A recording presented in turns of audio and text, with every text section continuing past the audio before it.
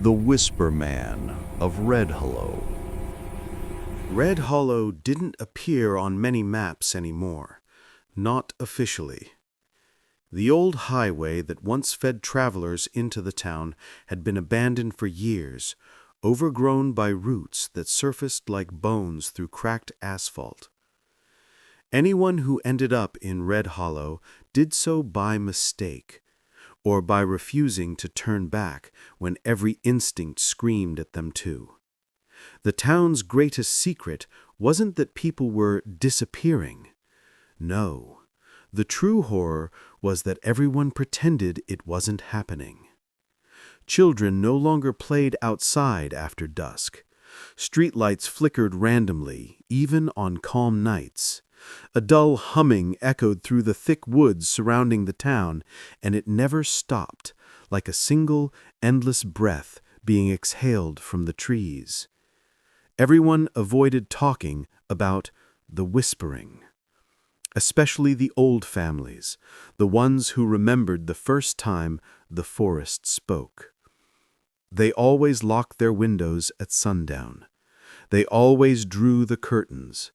They always triple-checked their doors, and they always kept the old rule. If you hear a voice after midnight, ignore it. If you recognize the voice, ignore it even harder. Because the Whisper Man loved familiar voices, and he collected them.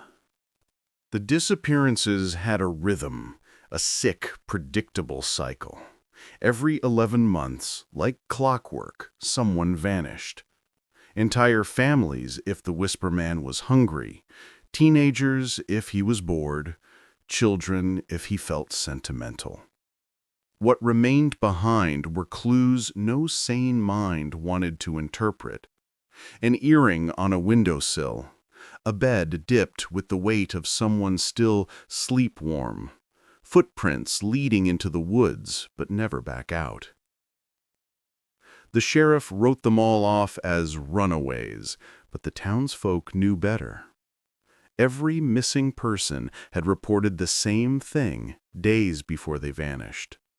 They heard someone whispering their name late at night, sometimes from the woods, sometimes from behind their door, sometimes from under their bed, and sometimes from their own reflection in the bathroom mirror.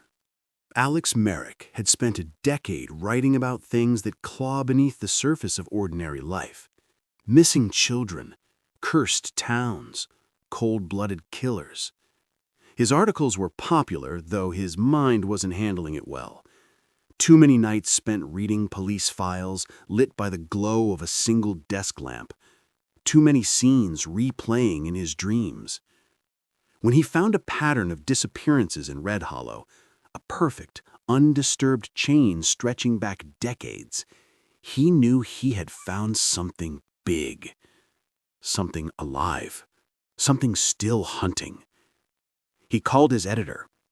"This one's different," he said. "This one feels personal." He didn't know why he said that. He would learn soon enough. Alex arrived in Redhollow under a dying sunset that smeared the sky orange-red. The air smelled like wet leaves and rust. The silence bothered him immediately. Not the normal silence of a small town, but the tense, waiting silence of a place listening for something. He checked into a small guest house run by a gaunt woman named Alma Rare. She barely spoke and avoided eye contact. When he asked about the missing people, her face drained of color. "You're not staying long, I hope." "I plan on digging into the disappearances," Alex replied. "Interview locals, follow leads." Alma's hand shot out and gripped his wrist, hard. "Listen carefully," she whispered. "If you hear someone whispering outside your room tonight, you stay silent, even if they sound like someone you know." Alex laughed it off, but Alma didn't. Her eyes held the look of someone who had already lost too much. Evelyn Marsh's house looked like it grew from the forest itself.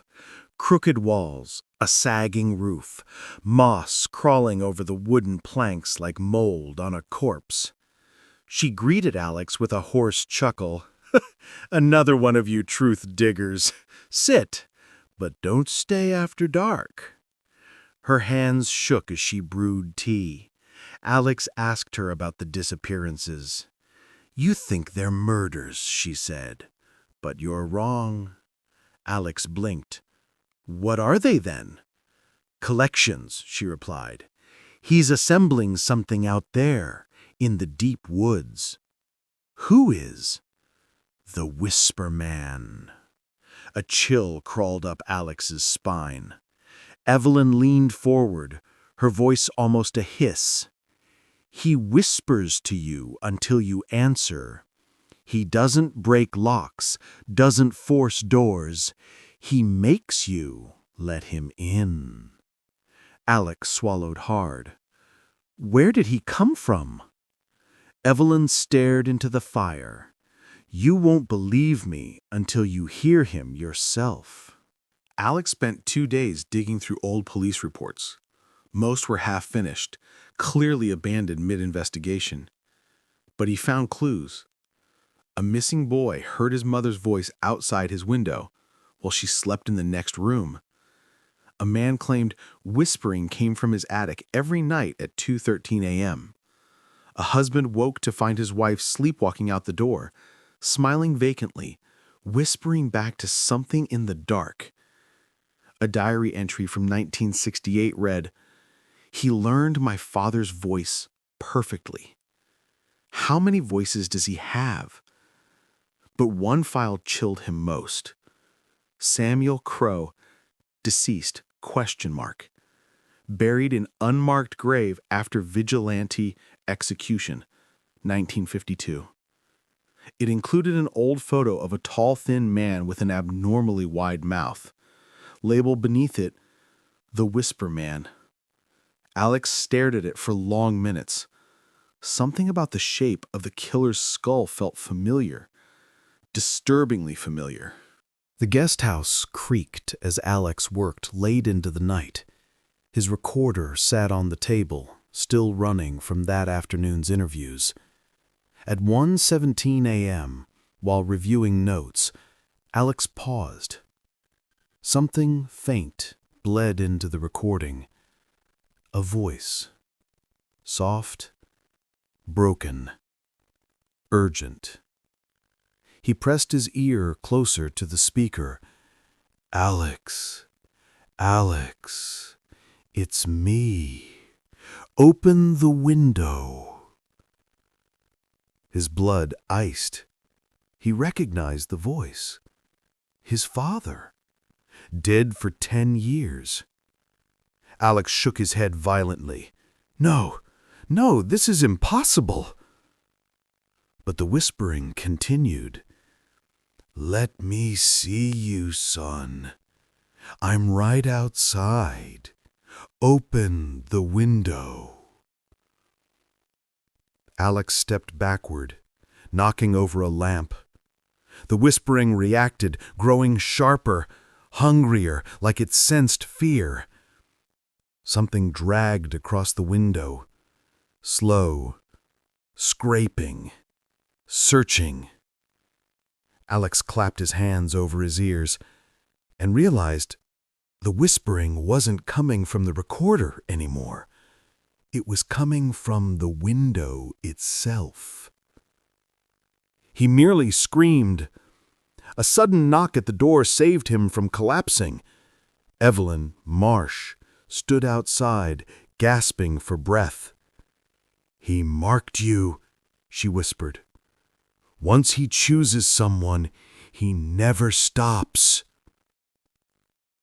Alex shut the windows. Every single one. But he felt watched all night. The next morning, Alex found muddy prints near his window. Footprints too long for a human. Toes stretched unnaturally, like fingers. He followed them into the trees. The deeper he walked, the colder it became, unnaturally cold. Frost clung to branches, though the air was warm. He found a clearing filled with strange objects. Children's toys hung from branches like ornaments, torn clothing tied into knots, bones arranged in spirals on the ground, and circles, dozens of circles, scratched into dirt, all pointing toward a giant, rotting tree at the center. The bark of the tree was carved with thousands of names, and one of them was fresh. Alex Merrick. His stomach dropped. Behind him, something whispered through the trees. He didn't wait to hear it clearly. He ran. Evelyn found him trembling outside her cabin. Finally, she told him the full story, the one the town had buried for decades. Samuel Crow hadn't been a normal killer. He believed that voices had power, that a person's voice held their soul. He kidnapped victims and forced them to whisper their secrets into jars, believing their essence would remain trapped inside. When the town finally caught him, they didn't hand him to the police. They tied him to a tree and left him to die. But something went wrong. "He didn't die in silence," Evelyn whispered. "He screamed for days, begged, then whispered until the forest itself began whispering back. They found his corpse mutilated, animal bites, half the bones broken, yet his mouth was still open as if speaking. And then the disappearances began. Samuel Crow wasn't hunting anymore. He was building something from voices, from souls, and he wanted Alex's. Alex prepared to leave Redhollow that afternoon. His hands shook violently as he packed. He planned to drive straight to the next town and file his story from there. But when he turned the key in his car's ignition, the engine didn't start. Instead, the radio flickered on by itself. Through static, a whisper crawled. "Alex, don't leave. We're not finished." He flung himself out of the car, stomach twisting. But when he ran back into the guest house, every light went out at once. Every window slammed open.